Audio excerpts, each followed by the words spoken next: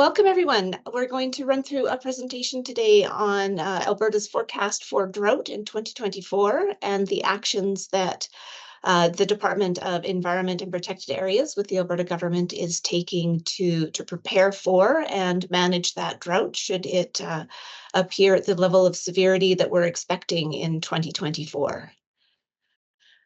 We've got four parts to the presentation for you today. We're going to talk a little bit about the importance of water in Alberta, give you some context on the current situation and the forecast that we're seeing for 2024, talk a little bit about the risk of drought and the actions that we're taking to prepare for and to manage that drought situation coming up upon us. As a lot of folks know, across the province, water is essential to so much of what we do in Alberta. Not only is it really important for public health and safety, it provides our drinking water supply, water for flushing your toilets and bathing, right down to the back end of the system where we're taking that wastewater, treating it, and releasing it back into the environment.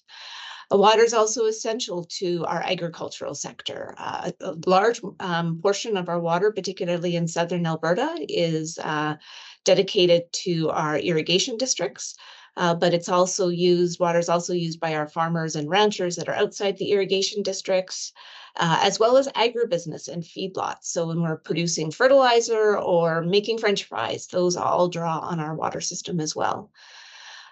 We have a large number of commercial and industrial businesses across the province that also use water. Oil and gas needs water when they are running their drilling operations. We also have refineries, both biofuels and non-biofuels that use water. Our power plants need water for cooling when they're generating electricity. And then we also have a number of hydroelectric facilities in the province. And then our small businesses, if you think of a restaurant needs water when they're running, our recreation centers, chrome plating facilities. So much of our economy relies on the ability to access clean supplies of water in order to function on a day-to-day business. So it's really integrated into our entire economy. And then add on top of that the importance of water to our aquatic environment in order to maintain the hydrology of our rivers and lakes, to support our aquatic species, various fish, and, for our use of water for recreation. It just gets layered into every part of what Albertans do. And then the last thing that I'll just flag for folks that they may not know, we actually have water sharing agreements with our surrounding jurisdictions. So particularly in southern Alberta, we have an agreement with Saskatchewan about how much water moves from the headwaters that start in Alberta into Saskatchewan and then on into Manitoba as part of that idea of being part of the Canadian family and sharing our water reasonably. Right now in Alberta, though, we are running quite short of water. We are not in a water-rich situation right now. We had a very dry, hot year last year, and we currently have 51 basins across the province that are experiencing water shortage. So the map that you see on your left here is a map drawn from a site that we have called rivers.alberta.ca, or it's an app you can download, the Rivers app. And we use that site to share information with Albertans, with industry, on the water that's available within our province. All of the areas that you see on that map that are shaded in purple are areas that we have deemed as being water short right now, which means that the volume of water in those river basins is below the level that we have for water conservation objectives or in-stream objectives, kind of those lowest water levels that we need to keep in place to keep the aquatic environment functioning. And as you can see, the shortage areas are quite widespread. They're most heavily concentrated in the south, in the South Saskatchewan River Basin, and are most extreme the further south you go. But we're also seeing water shortages coming up in the northern and central parts of the province. And where that's unusual in our minds is the spread, just the breadth of the province that's impacted by this lack of water right now. This is just a map to give people some context about where some of the sites are that I'm about to speak with. I'm going to focus in on what we're actually observing on the ground in parts of southern Alberta. So that's there for your reference. But what we're seeing is, as we looked at July through September of last year, or sorry, of this year, 2023, the flows in the rivers across southern Alberta are considerably lower than what we're used to this time of year. So Bow River Basin is about half the normal historic flow for this time of year. It gets even worse as you move further south into the Oldman Basin, where we're down to less than 40% of natural flow in the Oldman and around the same amount in the Milk. Red Deer River Basin is looking better. We're at almost 60% of historic flow, but that's still considerably lower than we would like it to be this time of year. Just to give you some examples of what this looks like, we've got some before and after photos taken from the same locations in July of 2022 versus July of 2023. This is the Bow River in southeast Alberta. You can see the drop in the Highwood River near the Bow River entry point. Pinter Creek down at Highway 3, you can see the drop in water volume there as well. And then we get into our reservoirs, and what we're finding is our reservoirs that are considerably lower storage volume at this point of year than we would normally expect. So the Oldman Reservoir is at 26% the volume that we would normally expect this time of year. Normal's between about 60 and 80% full. And that is the lowest that we have seen the Oldman Reservoir since it was filled in 1991. St. Mary's is very low too. That number has been fluctuating a fair amount. When I pulled the data at the end of November, it was at 2%. I think we're up to about 10% now. And we will find as we move through the season that these numbers vary a little bit, but that's considerably lower than the normal 40 to 70%. Pine Coulee is also considerably lower than usual, as is the Waterton Reservoir. And just to draw into a bit of a visual for you, Oldman Reservoir, which is down in the southwest corner of the province, you can see an aerial, or sorry, satellite photo that our colleagues in agriculture took of the reservoir at the end of October. You can see it's a fairly snake-like structure. It's about 24 kilometers end to end. The area that you see is blue is where water had filled the reservoir at the end of October. The area that you see that's white is where we would normally expect the volumes to happen, but it's drawn down. So think of that almost as dry land at the edge of the reservoir. And if you think our reservoirs are built as kind of like a V shape, right? More volume is held in the top of the reservoir. And as you get lower and lower, deeper into that V, you get less and less volume left at the bottom of the reservoir. And what's really interesting about this particular situation is you can see here at the Oldman Reservoir, we have one of our public recreation areas. This is the end of the boat launch at the public recreation area. So we've got probably about 150 to 200 meters before you between the area where we've got the concrete pads that are laid down for backing your truck and trailer down to launch your boat. About 150 to 200 meters before you hit water, and you can see the level of drop here. It's probably about 8 to 10 feet between the end of the silt bar and the water level. Similarly over here, if you can see these two little structures at the, in your left-hand picture here, those are the drinking water intakes for the community of Cowley. Cowley is the regional drinking water provider for a handful of communities in the southwest corner of the province, including the Castle Mountain Resort. And their drinking water intakes have been uncovered out of the water since July. It's meant that the community of Cowley has needed to drive to the, use water trucks to drive to the west end of the Oldman Reservoir, drive down to the Oldman River, fill up those trucks and haul the water back to their raw water intakes, or raw water reservoirs, in order to maintain adequate pressure in the system to keep the drinking water safe and to allow for fire suppression. It's costing Cowley about $8,000 a day to truck that water. And we think by the time we get those drinking water intakes repositioned for them, it's probably going to have cost that community about $1 million to haul that drinking water to keep their communities sufficiently watered and that public safety and service supplied over the course of that. It'll be probably about 8 months or so by the time we get that fixed for them.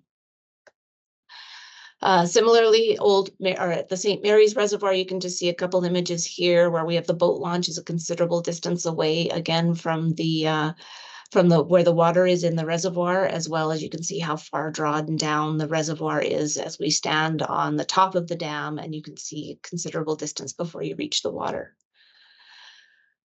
And why we're worried about this is not just that the images right now are startling, but also looking at the long-range forecast coming out of Environment and Climate Change Canada, as well as some of the other forecasters from across North America. As you've probably heard already in the media, we are forecasting right now a strong El Nino for the winter this year. That means warmer and drier than usual. And when we say a strong El Nino, it means even warmer and even drier than we would normally expect with just a regular El Nino. We're seeing a strong possibility of above normal temperatures, as well as forecasts that show minimal precipitation and minimal snowpack being experienced over the next few months. And that's worrying us because without significant precipitation coming into our mountains, which are the headwaters for about 80 to 90% of the water that Alberta receives in southern Alberta, without significant precipitation, we are expecting water levels in the spring to be dire. And I do not use that word lightly. We think this is going to be an incredibly dry year ahead of us. Add on top of that, that it was a dry year this year in 2023, and we used a lot of the water that we have stored up in our reservoirs, drew down those reservoirs in order to support Albertans through 2023. So we've kind of used up the insurance already that those reservoirs offer us. So unless we get enough precipitation coming in to refill those reservoirs, to significantly saturate soil and to add to our water volumes, we're going to be in a pretty tricky situation next year. Our plan for this is we're in the middle of planning for extreme drought. And but we do recognize that there's some lack of predictability, as we all know, in the natural system. So we're hoping for snow and rain. We're hoping for some big, huge snowfalls over the course of winter, really build up that snowpack, get some good rain events coming in April through June to refill those reservoirs. But hope is not enough. So we are planning to take action in order to be ready for a particularly dry year. This is a chart just to give you an example of what those long-term forecasts look like from NOAA, the group in the US that does a lot of long-term forecasting. And just to give you a sense of how extreme this is, it's American, so of course they operate in inches. The darker the brown, so the darkest brown, you're looking at 10 inches less precipitation over the next few months, January through March, than we would see in a normal year. The darker blue is the equivalent in the other direction. So if you go to the darkest blue, that's 10 inches more precipitation than you'd normally expect this time of year. And you can see the mountains for us, the headwaters here for the majority of our major river systems are looking exceedingly dry, and most of Alberta is looking drier than normal, with perhaps a little bit of moisture coming up into the northeast corner, northeast corner around Fort Chip. So a dry forecast, and that's concerning us. And I know a lot of folks know how complicated the water management system is in Alberta. So first of all, the way water moves through the southern part of the province, and I'm focusing there because we think that's where the situation will be the worst. The way water moves through the southern part of our province is not as straightforward as it appears. The chart that you see on your right, the dark blue lines are our major river systems, the Red Deer, Bow, Old Man, and South Saskatchewan rivers. The lighter blue lines are the tributaries to those river systems, so things like the Highwood and the Little Bow. And then you'll see a bunch of yellow lines in here, and that's how water moves through man-made channels between and amongst those river systems. So if I can draw your attention down on the lower side of that chart, if you think of it, things like Taber, the city of Taber, draws its water from the Chin Reservoir, which is part of one of our irrigation district systems for moving water around. And just that whole integrated system of ins and outs makes it really tricky to track how water moves through the southern part of the province, and how water being taken or being returned to those river system impacts the water that's available to other users. We have about 22,000 water licenses that we manage between Alberta Environment and Protected Areas and the Alberta Energy Regulator in this southern part of the province. So a lot of people that participate in our water system here and use water. And as you know, Alberta allocates its water through a priority system that's set by license seniority. We lovingly refer to it as FITFR, or first in time, first in right. And it means the more senior your license, the longer you've been in the system, the higher your right to water when water becomes scarce. But FITFR doesn't think a lot about water and why it's being used. In fact, it doesn't think about it at all. So when we get into a situation of wide-scale drought, FITFR does not offer us a mean to prioritize water's use based on how it's used, only based on seniority of license. So if you came into the system in the 1930s and you have a very old license, and I'm going to make something up here, you're watering a golf course, that's going to take priority over a community's drinking water system that was established in the 1970s, for example. And then out on top of all of that, like I mentioned before, that we have a provincial agreement with Saskatchewan that we will send 50% of the natural flow in the South Saskatchewan River to Saskatchewan. That's averaged out over the course of a year. But it does mean that we have to keep an eye on how much water is moving through the province, not just how it's moving within the province, so we can ensure that we meet that cross-boundary agreement. So what are we seeing right now? Over the course of 2023, we saw more and more basins pop up as having water shortages. So we've spent a lot of time since the summer talking with license holders, particularly large license holders regarding the situation. What we are hearing from particularly our large license holders like irrigations and our major communities in the south is that they too are worried about what our water levels are going to look like in spring 2024. We've also talked to a number of our smaller licenses because as we moved through summer, particularly of 2023, and our water levels were going down, we had a number of water license holders that were asked to stop taking water due to low water levels in the rivers. So to give you an example of that, when the Bow River started to dip below its in-stream objective, Environment and Protected Areas contacted about 100 license holders between the Elbow River and Bassano, talking to them about ensuring they understood the conditions of their license, understood that making sure they understood the requirements to stop withdrawing water if the in-stream objectives within their license were triggered, and then taking that information and coming back with okay, so what do we do for the people that aren't getting water? Do we have solutions available to us, like transfers between licenses? So what we're seeing, if I can just put it to the nub here, is that the water situation in 2023 was already having economic and community impacts, and we expect that to get worse as we move into 2024.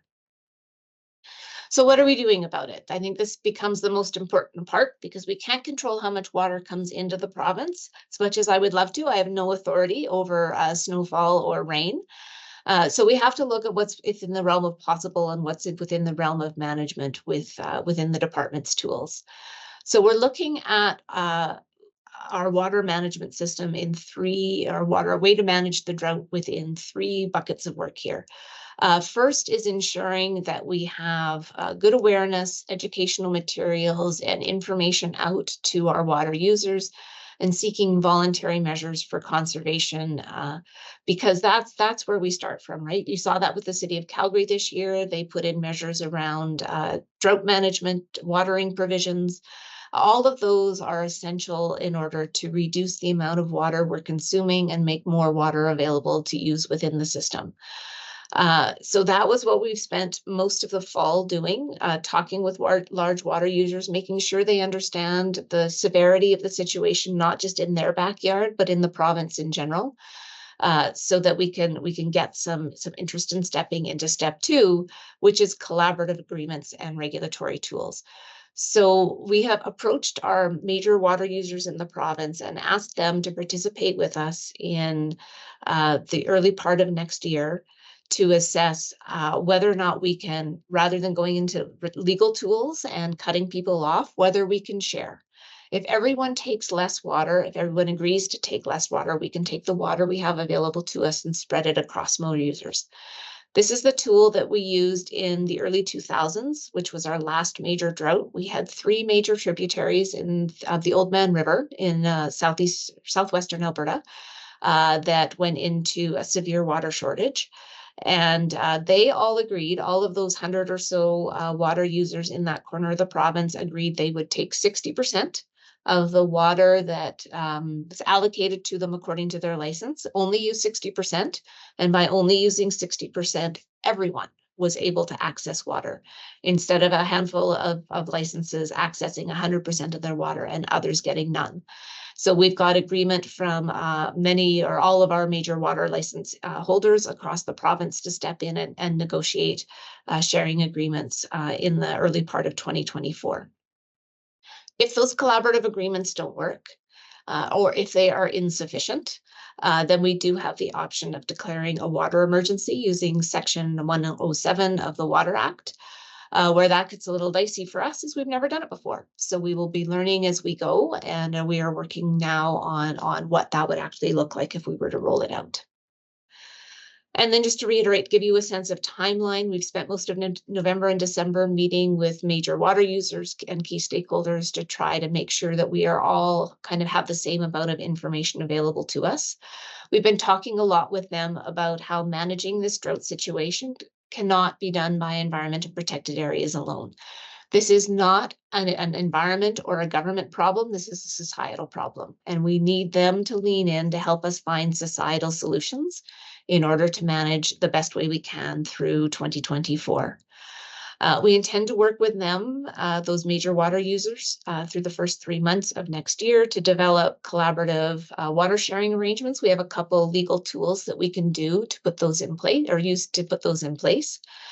And then we're thinking usually we get our big snowfalls in March. By the end of March, early April, we should have a good sense about whether or not we need to implement those agreements, whether the situation has changed or it's still looking as dry as we see right now. Implementing those agreements, assuming that they are needed, and I think they will happen over spring of 2024. And then we see how much they're working. Usually we get a large rain events, or we like to refer to it as June monsoon season, coming at us in June. So to see that, we'll see what kind of water situation we have at that point. But if things stay as dry as they are right now, we may be looking at moving into emergency measures come kind of that summer period of 2024. That will be very much driven by what we see in the environment, and declaring any form of emergency will take the participation of cabinet and support of cabinet through lieutenant governor and council order. So there would also be some political involvement at that stage. You may have seen in our press coverage that's got a lot of great media coverage going on recently that Alberta is currently at what we call stage 4 of our drought management or water shortage management plan. For us, we are at stage 4 because we see multiple water management areas across the province sitting at very dry conditions. And we are not quite yet at a level 5. We're not ready to declare emergency yet, but we are preparing to do so in case it's needed. So what does this mean in terms of actions taken by government to date? We've got operational preparedness and advanced planning going on for 2024. We are working on a drought emergency response plan, the triggers that would take us to move into emergency, as well as the actions that would implement. We've also been working very closely to assess our apportionment commitments with Saskatchewan. How do we look this year? We will meet our apportionment this year, and what does that mean for next year? We've also been developing tools to manage the regulatory aspect of drought. So what do those collaborative agreements look like, and the legal tools that would be needed to support those? What kind of boots on the ground activity will we need to take if we're actually required to turn people off and stop people from having access to water because there's not enough water to support their kind of either level of priority, their juniorness of their license, or their we're in emergency measures and that use isn't being supported. So we're looking at all those kind of regulatory tools to see what we can do with those. We've also been really prioritizing some of our monitoring and enhancing our predictive modeling. So you may have seen that we have a request for proposals out to do a lot of modeling of how the water moves in South Saskatchewan River Basin, so that we can make sure that we are capitalizing on making decisions based on good information and capitalizing on the actions that will make the most of the water that's available to us. And then, of course, we've been looking a lot at where our wastewater system, as we return that water to the receiving environment, what kind of flows do we need to have in those receiving environments? What kind of volumes do we need to have in order to make sure those effluent discharges are safe from municipal systems, from industrial systems? It's not just a matter of looking at how the water comes out, but also how the water comes back into our natural environment and what those impacts are. And then finally, we've been looking at our in-stream objectives and water conservation objectives to make sure that we've got those in the right places across the province. We know what they mean and we know how to work with them. And then the question we've been asking to the major stakeholders as we go out is, what are things that you can do to help? We've had a lot of conversations about municipalities putting in water shortage management plans so that they know what they are going to do if they have to reduce their water intakes by, say, 10 or 20%. We've been seeking their input on better ways to work together, better ways to get water users to work together.